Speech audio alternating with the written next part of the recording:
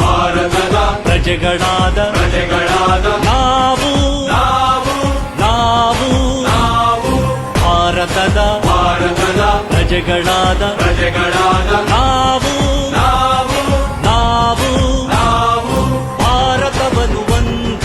ಭಾರತವನ್ನು ಒಂದು ಸಾರ್ವಭೌಮ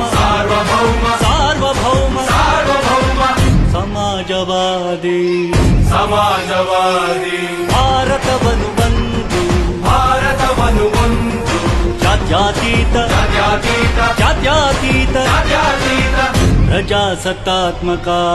ಪ್ರಜಾಸತ್ತಾತ್ಮಕ ಗಣರಾಜ್ಯವನ್ನಾಗಿ